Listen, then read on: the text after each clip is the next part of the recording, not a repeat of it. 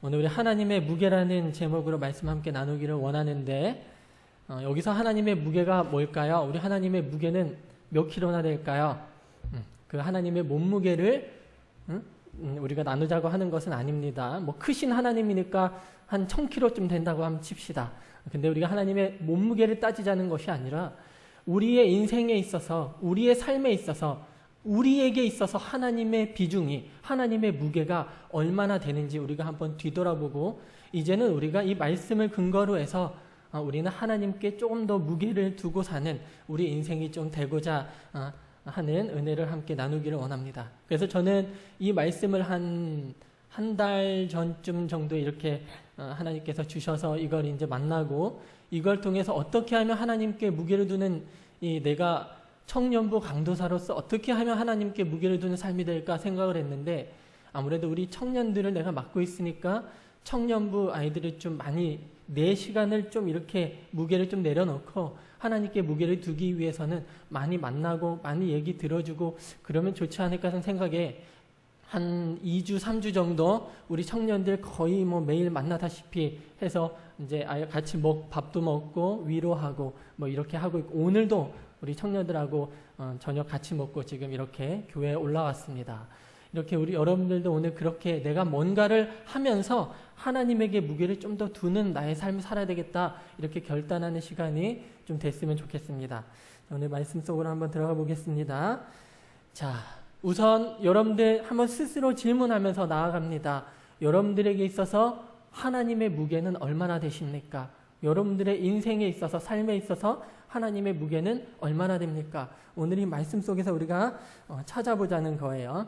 자, 그러기 위해서는 우리가 먼저 엘리 제사장, 오늘 말씀에 등장하는 엘리 제사장이 어떠한 사람이었는지 우리가 몇 가지를 함께 나누고, 물론 성경에서 엘리 제사장에 대한 이야기가 많이 나와 있진 않아요. 얼마 되진 않습니다만 여기 얼마 되지 않는 것들 중에서 엘리 제사장의 성품이 어떤지, 엘리 제사장이 어떤 사람인지 우리가 함께 나누고, 그 다음에 이걸 바탕으로 오늘 엘리 제사장에게 하나님이 재앙을 내리실 것을 재앙을 선포하고 계신데 왜 그러셨을까 말씀을 통해서 우리가 찾아보고 그렇게 하는 시간이 됐으면 좋겠습니다. 자, 엘리 제사장은 아주 오랫동안에 40년 동안 제사장직을 맡았던, 그렇게 열심히 하나님 앞에서 40년 동안이나 제사장직을 맡았던 그런 사람이었습니다. 그런 엘리 제사장은 과연 어떤 죄가 있었길래 하나님께서 이렇게 오랫동안 하나님 앞에서 일해온 제사장을 하나님께서 내가 너희들 뿌리 뽑아버릴 거야 라고 재앙을 내리셨을까라는 거예요. 그러기 위해서 우리가 먼저 엘리 제사장에 대해서 몇 가지 알아보기를 원합니다. 자, 첫 번째, 엘리 제사장은 어떤 사람이었냐면 자기 성도들에게 관심을 갖고, 그리고 그들을 품고 그들을 위해서 기도하고 또 축복할 줄 아는 그런 괜찮은 사람이었습니다. 적어도 성경에서 이 1단면만 보이지만 성경에 등장하는 엘리 제사장은 적어도 그래 보여요. 자기의 성도들에게 관심을 갖고 그들을 품고 기도하고 그들에게 축복하고 그 다음에 그들을 그래도 사랑하는 그런 사람이었어요. 자, 한나가 성전에서 슬피 울면서 기도할 때 그때 누가 그곳에 있었습니까? 엘리 제사장이 그곳에 있었어요. 자, 여러분, 그때 성경은 뭐라고 기록하냐면, 제가 말씀드릴게요. 뭐라고 기록하냐면 엘리 제사장이 한나의 무엇을 주목하여 보았다고 기록하냐면 입술을 주목하여 보았다고 했습니다. 한나의 입을 주목해서 봤어요. 그냥 뭐 다른 이유였다라고 한다면 한나를 보았을 때 뭐 다른 걸 봤을 수도 있겠지만 왜 엘리 제사장은 한나의 입을 주목해서 보았을까요? 무엇 때문에 주목해서 보았을까요? 소리가 들리지 않고 입만 달싹달싹 하니까 궁금했던 거예요. 근데 뭐가 궁금했길래 입을 쳐다보고 있었을까요? 소리가 들리지 않는 사람이 무엇을 쳐다보아요? 입을 쳐다보고 있어요. 왜? 무슨 말 하는지 알고 싶었기 때문에. 여러분, 엘리 제사장은 한나에게 관심이 있었을까요? 없었을까요? 있었죠. 그러니까 한나가 기도할 때, 간절히 기도할 때 제가 도대체 하나님 앞에서 어떤 기도의 그 제목이 있고 소원이 있길래 저렇게 구구절절 정말 간절하게 하나님 앞에서 술 취한 듯이 저렇게 난 기도할까? 너무너무 궁금했던 거예요. 한나에게 관심이 있었기 때문이에요. 그래서 한나의 입술을 오랫동안 주목해서 계속해서 바라보았습니다. 도대체 어떤 기도의 제목으로 기도하는지 알고 싶었기 때문에, 관심이 있었기 때문에, 그래서 한나의 입술을 주목해서 보았습니다. 자, 그런데 한나가 기도하고 있는데 참지 못하고 너무 궁금하니까 한나에게 다가갑니다. 웬만하면 기도가 끝난 다음에 도대체 무슨 일이 있길래 오늘 이렇게 와가지고 울면서 울며불며 그렇게 기도합니까? 라고 보통 사람들 같으면 그렇게 얘기해야 되는데, 이게 좀 어떻게 성급하다고 하면 성급하다고 할 수 있겠지만 너무 궁금하기 때문에 기도 끊고 가서 한나에게 물어봤어요. 야, 그리고 반은 노파심이 있었고 반은 궁금한 게 있었을 겁니다. 그 반은 노파심이 무엇이냐면, 제가 기도를 하는 건지 술 취해서 와서 술주정을 부리는 건지, 물론 반반하는, 반신반의하는 그런 것도 좀 있었지만 어쨌든 한나에게 관심이 있었기 때문에 가서 반은 노파심에서 네가 혹시 술에 취했다면 너 술 먹고 교회 오면 안 된다, 술 취하면 안 된다라고 하는 자기 성도에게 권면해주고 싶은 그런 마음이 있었을 테고, 또 반은 입술을 주목했다는 것에 주목해서 보면 너무너무 어떤 기도를 하는지 관심을 갖고 궁금했기 때문에 그랬어요. 그래서 물어봅니다. 기도를 끊고 물어봐요. 딸아, 도대체 너는 무슨 기도의 제목이 있고 얼마나 힘들고 어려운 일이 있길래, 어떤 기도의 제목이 있고 소원이 있길래 네가 이렇게 나와서 술 취한 듯이 그렇게 울면서 통곡하면서 하나님 앞에서 기도하느냐라고 엘리 제사장이 한나에게 다가가서 묻습니다. 자, 그러니까 한나가 대답해요. 나는 이러이러한 일 때문에, 사실은 아들을 낳지 못해서 사람들이 손가락질하고 내가 그래서 하나님께 간절히 기도하며 하나님과 마음을 통한 겁니다. 이렇게 엘리 제사장에게 이렇게 고백합니다. 그러니까 엘리 제사장은 망설이지 않았어요. 그리고 무엇을 했습니까? 바로 그에게 손을 얹고 축복했습니다. 저 좀 축복해 주세요. 저한테 좀 기도해 주세요. 목사님, 제사장님 저한테 좀 기도해 주세요. 이렇게 말하지 않았어요. 그냥 자기가 축복하고 싶었습니다. 왜? 관심이 있으니까, 사랑하니까. 그리고 그의 머리에 손을 얹고 엘리 제사장이 하나님 앞에서 이 한나에 대해서 축복합니다. 딸아, 하나님께서 너의 기도에 응답하시기를 내가 원하노라 하고 축복해줘요. 그리고 한나는 그 축복을 하나님의 축복으로 믿고 집으로 기쁜 마음으로 돌아갔어요. 그리고 나중에 서원한 것을 지키기 위하여 사무엘이 3년 후에 젖된 다음에 그 어린 이 3살짜리 4살짜리 사무엘을 데리고 하나님 앞에 왔을 때, 그때도 엘리 제사장은 잊지 않고 한나의 손에 하나님께 그 약속을 지키러 온 그 사랑스러운 자신의 성도 한나를 향해서 손을 얹고 또다시 기도하고 축복해 주었습니다. 그 축복으로 인해서 한나는 하나가 구하지도 않은 세 아들과 2딸까지도 얻은 줄로 믿습니다. 여러분, 엘리 제사장이 이런 사람이었습니다. 자기 성도들을 너무너무 관심 갖고 사랑하고, 그리고 그들을 위해서 끊임없이 기도하고 그에게 축복하며 손을 얹고 기도해 줄 수 있는 그런 사람. 여러분, 이만하면 목회자로서, 이만하면 제사장으로서 좀 괜찮은 사람 아닙니까? 적어도 자기 성도들을 사랑하는 마음만큼은 말이죠. 제사장을 다른 말로 뭐라고 이야기합니까? 목자라고 이야기해요. 목자로서 이 정도면, 양을 사랑하는 마음이 이 정도면 괜찮지 않아요? 그런데 하나님께서는 왜 이 엘리라고 하는 제사장에게 오늘 재앙을 그렇게 크게 내리셔서 뿌리를 뽑아버릴 정도로 우리 엘리 제사장을 책망하셨을까?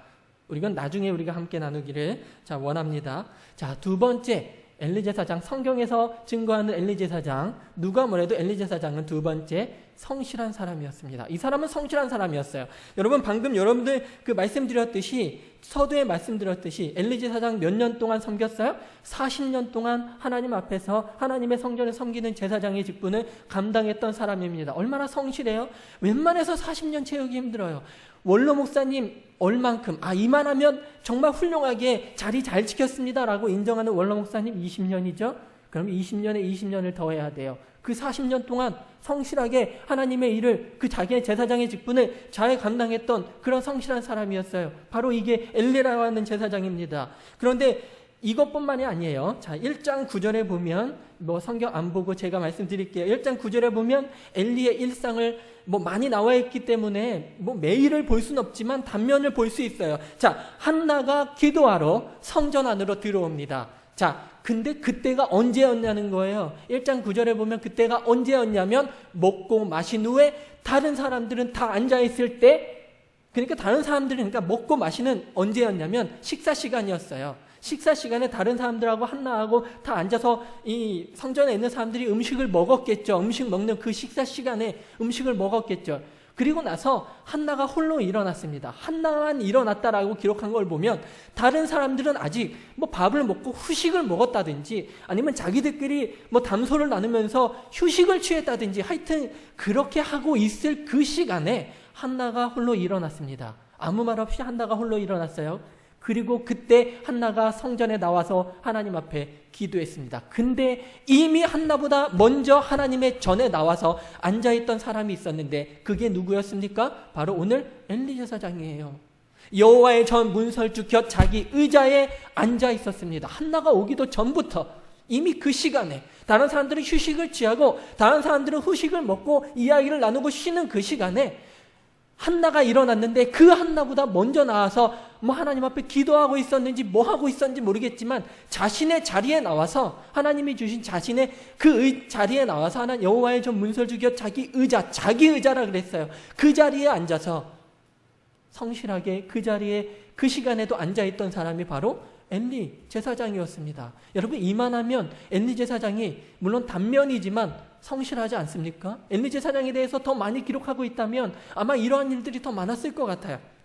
그리고 여러분 또 이 엘리 제사장은 나중에 이스라엘이 블레셋과 이제 나중에 보면 이 전쟁을 하게 돼요. 근데 전쟁을 하게 될 때도 이 의자에 앉아 있었습니다. 물론 이 의자를 옮겨서 그 성전 그 뜰에 이 의자를 옮겨가지고 거기에 앉아있긴 했지만 어쨌든 그때도 여호와의 전을 떠나지 않았어요. 전쟁하는 이 시기에도 엘리 제사장은 하나님의 전을 떠나지 않고 자기 아들들이 자기 백성들이 자기 사랑하는 자들이 전쟁에 나갔는데 특별히 언약궤가 전쟁에 나가 있는데 이거는 교회를 떠나지는 못하고 그 교회와 세상 그 중간에 의자를 놓고 앉아서 안절부절 못하면서 하나님께 아마 기도했을 거예요. 그래도 제사장인데 전쟁하면서 뭐 했겠어요. 그래도 뭐 못나도 잘나도 그래도 제사장인데 하나님께 기도하고 있었겠죠. 자기 의자에 앉아서 그때도 하나님 앞에 기도하고 있었던 성실한 사람입니다. 그런데 여기서 조금 더 들어가서 보면 자 어떤 사람이 전쟁하고 있는데 달려옵니다. 그리고 엘리 제사장에게 달려와서 이렇게 얘기해요. 제사장님 큰일 났습니다 라고 하면서 있었던 일들을 쭉 전쟁에서 있었던 얘기 자기가 보았던 걸 다 얘기해줘요. 제사장님 하면서 헐레벌떡 달려와서 얘기하는 거예요. 백성들이 이 전쟁하다가 많이 도망갔습니다. 이 제사장은 그때도 그래도 그걸 들으면서 화는 났겠죠. 분노했겠죠. 그러나 가만히 있었습니다. 그리고 백성들 많이 죽었습니다. 백성들 중에 큰 살육이 있었습니다. 백성들이 심히 많이 죽었습니다라고 얘기할 때 그는 많이 떨었지만 그는 가만히 그때도 의자에 앉아서 있었습니다. 자, 그리고 나서 보통 사람들은 이쯤 되면 뒷목 잡고 쓰러집니다. 드라마에 보면 이 부모님들이 언제 뒷목 잡고 쓰러져요? 언제 쓰러져서 병원에 입원하거나 돌아가셔요? 자기 자녀들이 어떤 큰 문제가 생겼을 때 그때 뒷목 잡고 쓰러지는 거예요. 죽든지 병원에 입원해서 뭐 그렇게 오랫동안 병원에 있든지 하여튼 그래요. 근데 여러분 엘리 제사장은 그 사람이 당신의 아들들 홈리와 비누아스가 죽임을 당했습니다 라고 얘기할 때 보통 뒷목 잡고 쓰러져서 죽어야 돼요. 보통 드라마 같으면. 근데 엘리 제사장 이때도 쓰러지지 않았어요. 이때도 마음이 떨렸지만 가만히 있었습니다. 그는 자기 의자를 지켰어요. 그때도. 그런데 이 다음 한마디를 듣는 순간 엘리 제사장은 뒤로 자빠져서 죽었습니다. 충격 먹어서. 얼마나 큰 충격 먹었으면 자기 자식들이 죽었다고 하는데 충격도 안 먹었는데 가만히 있었는데 이 말을 듣자마자 쓰러졌어요. 그게 무엇입니까? 언약궤를 빼앗겼습니다.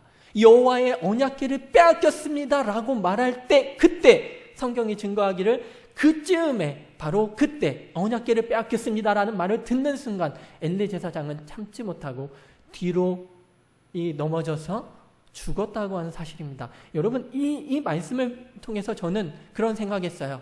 만약에 엘리 제사장이 진짜 그냥 인간적인 면모만 보여주는 그런 사람이었고 제사장으로서 별로 성실하게 일하는 그런 사람이 아니었다라고 한다면 백성들이 크게 도망갔다거나 크게 죽었다거나 적어도 자기 자식들 두 아들이 한 번에 죽었는데 하나들도 아니고 두 아들이 한 번에 죽었는데 만약에 그랬다고 한다면 보통 여기서 충격 먹어서 죽어야 되는데 거기까지도 아무렇지도 않고 참다가 하나님의 언약궤 제사장에게 있어서 하나님의 언약궤는 목숨입니다. 목숨. 그런 의미에서 여러분 엘리 제사장은 제사장의 직분을 얼마나 성실하게 잘 감당했던 사람입니까?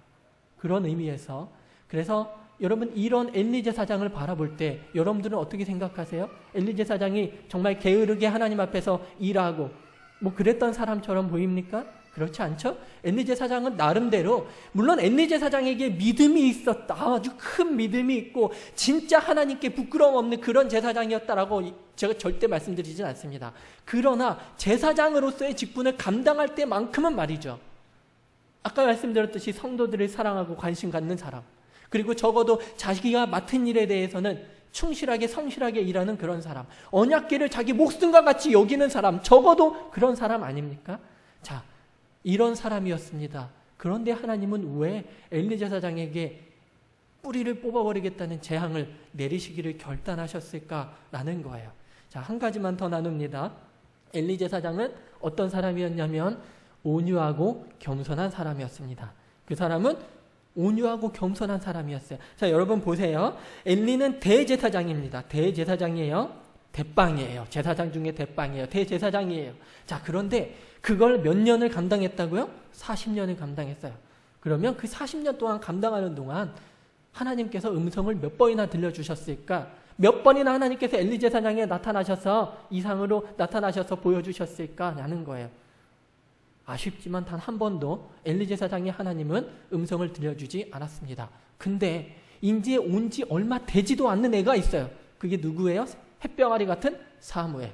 여러분, 사무엘은 성경에 기록하기를 이 성경에는 이 엘리와 함께 이 그러니까 엘리와 함께 하나님을 섬겼다라고 기록되어 있지만 영어 성경을 이렇게 번역을 해보면 엘리 및 여호와 앞에서 사무엘은 자랐다고 기록하거든요. 어찌됐든 사무엘은 엄마 한나와 엘가나가 엘리에게 맡겼어요. 사무엘은 누구 밑에 있어요? 엘리 밑에 있어요. 이제 들어온 햇병아리 같은 신입생이에요. 얘는 제사장도 아니에요. 그냥 우리 그 금요철야 때인가 우리 목사님께서 이에 대해 말씀하셨죠. 뭐 물이나 떠다주는 그 정도의 일을 하는 얘는 햇병아리 아무것도 아닌 그런 애예요. 그런데 만약에 40년 동안 대제사장으로 정말 성실하게 거기서 일했던 이 대제사장은 단 한 번도 하나님의 음성을 듣지를 못했는데 인지의 햇병아리 같은 어린아이, 우리말로 얘기하면 초딩이에요. 그 초딩한테, 사무엘한테 엘리가 봤을 때 아니 그런 아이한테 하나님의 음성을 들려주셨다라고 한다면 여러분 어떠시겠어요? 저라면 이거는 못 견딜 만큼 하나님 앞에서 화가 날 것 같아요. 그런데 엘리 제사장은 화내지 않았어요. 얼마나 온유합니까? 저는 절대 그렇게 못할 것 같아요. 하나님한테 소리를 지를 것 같아요. 하나님, 내가 40년 동안 내가 여기서 내가 한 거는 뒤돌아보지도 않고 내가 40년 동안 내가 성실하게 내가 이렇게 열심히 일했는데 이게 어떻게 된 일입니까? 여러분, 사울 왕은 어땠습니까?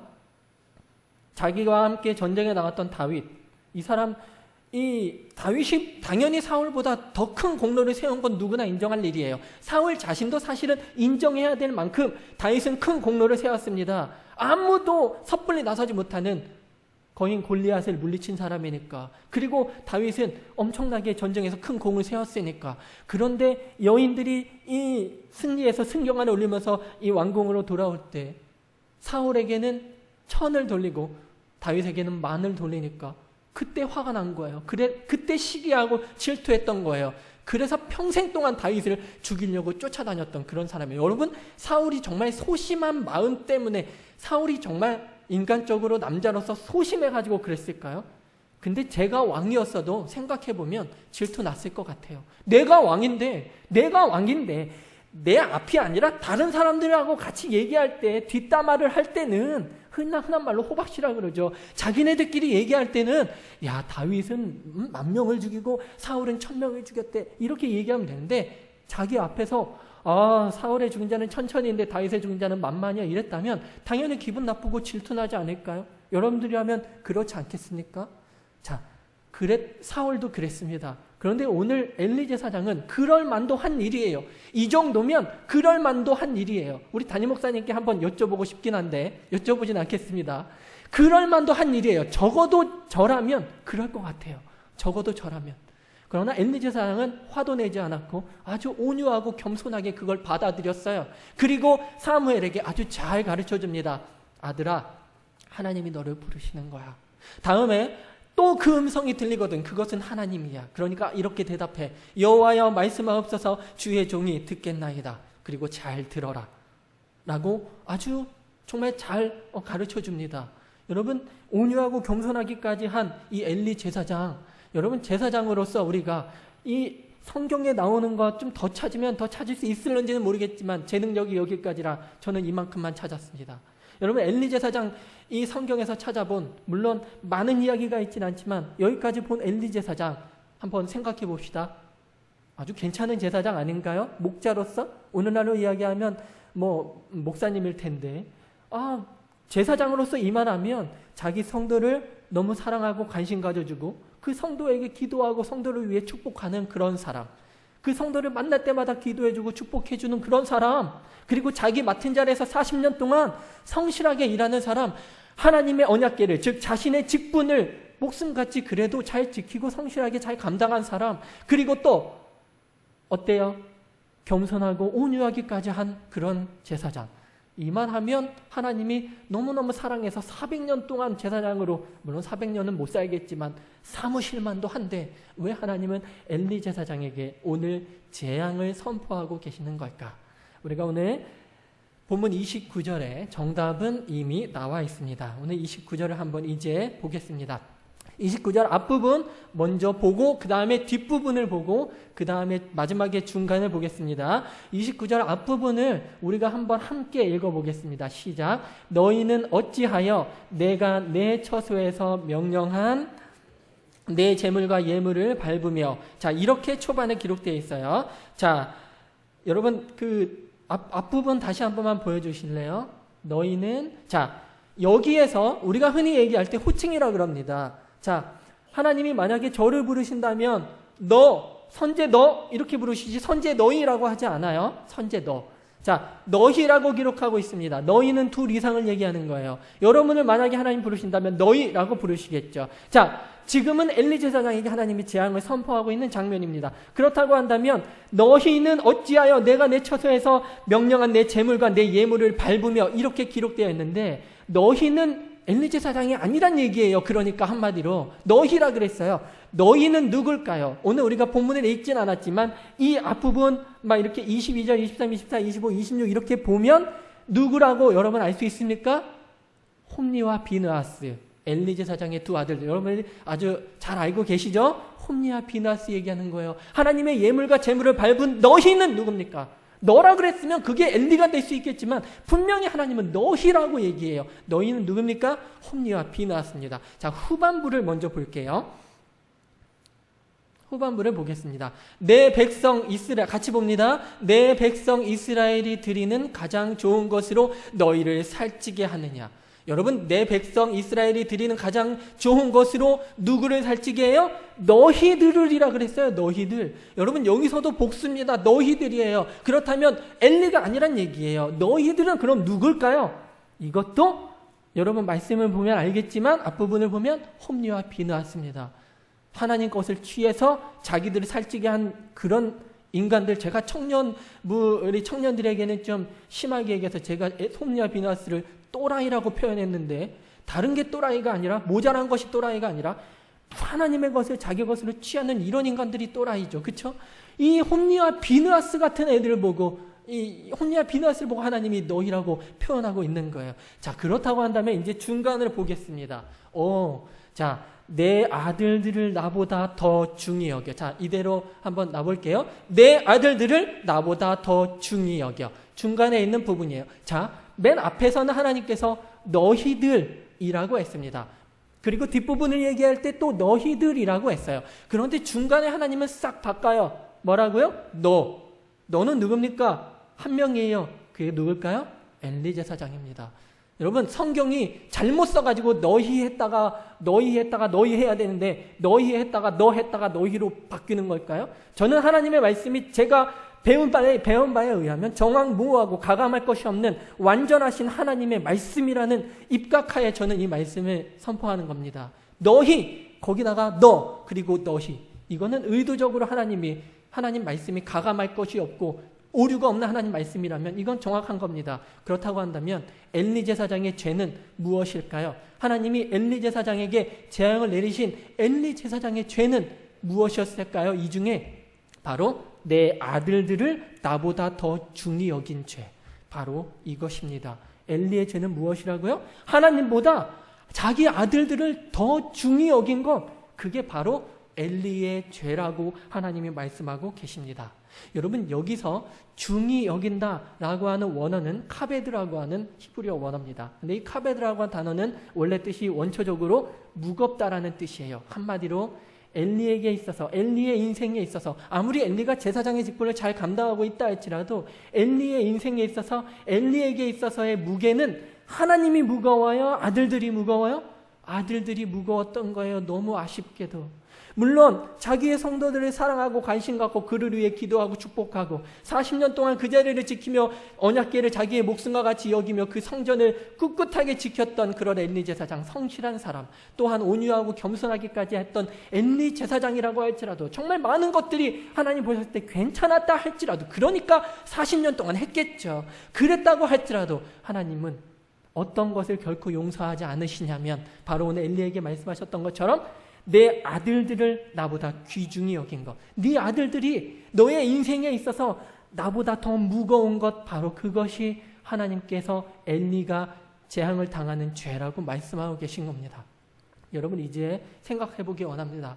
여러분들의 인생에 있어서 하나님이 죄라고 말씀하시는, 엘리에게 죄라고 말씀하셨던 다른 것을, 하나님보다 다른 것을 더 무겁게 여기는, 하나님이 아니라 다른 것에 더 큰 무게를 두고 사는, 바로 그것이 죄라고 말씀하셨는데, 여러분들은 한번 어떠신지 생각해 보기를 원합니다. 이 시간에 여러분, 정말 양팔 저울을 이렇게 놓고 보았을 때 하나님과 다른 것들 이렇게 놓고 보았을 때 무엇이 내려가야 돼요? 하나님이 내려가야 돼요. 하나님이 더 무거우니까 무거운 그 하나님이 더 내려가야 돼요. 그런데 한번 정말 솔직하게 하나님 앞에서 자기 자신을 한번 뒤돌아보기 원합니다. 저는 사역자임에도 불구하고 제가 이 말씀을 묵상하면서 하나님이 저한테 양팔 저울에 한번 달아보라는 그런 이 묵상의 말씀을 주셔서 저는 달아봤는데 잘 모르겠더라고요. 어떻게 보면 제 것이 좀 더 무거웠을지도 모르겠어요, 요즘에. 그래서 제가 제 시간을 청년들에게 요즘에 정말 3주 동안 많이 쏟고 있는데, 자, 여러분들을 한번 생각해보고 결단하는 그런 시간이 됐으면 좋겠습니다. 이제 여러분들의 인생에 있어서 무게중심은 하나님께로 기울어지기를 원합니다. 여러분, 아무리 다른 것들이 여러분들을 정말 어떻게 한다 할지라도 우리가 다른 것들을 사랑하지 말자는 얘기는 아니에요. 다른 것들을 관심 두지 말자는 건 아니에요. 세상 일, 그리고 내 자녀들, 내가 사랑하는 사람, 뭐 이런 거, 돈, 이런 거 다 버리고 뭐 무시하고 우리가 그렇게 하나님만 막 100% 따라가자, 이런 건 아니에요. 이런 것들도 사랑하면 좋습니다. 하나님도 이런 것들을 사랑하지 말라고는 결코 말씀하지 않았어요. 그러나 저울에 놓고, 양팔 저울에 놓고 보았을 때 적어도 그런 것들보다는 누가 더 무거워야 된다는 거예요? 하나님이 더 무거워야 된다는 거예요. 물론 욕심부리면 좋겠지만 너무 욕심부리면 우리가 결코 지킬 수 없기 때문에, 우리는 나약하기 때문에 지킬 수 없기 때문에 우리는 적어도 이 모든 것들을 저울에 올려놓았을 때 하나님보다 더 무겁게 내려가지 않기를 원합니다. 자, 여러분, 이제 말씀을 정리하기 원합니다.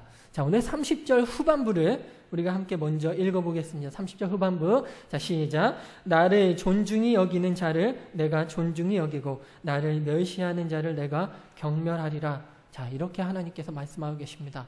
이 말씀은 별로 드리고 싶진 않아요. 왜냐하면 참 무서운 말씀이기 때문에 이런 말씀 전할 때는 마음이 항상 무거워요. 그러나 저는 가감할 것이 없고 오류가 없는 하나님 말씀인 걸 믿기 때문에 여러분들께 선포합니다. 여러분, 하나님이 분명히 오늘 말씀하고 계세요. 나를 존중히 여기는 자를 나도 존중히 여긴다.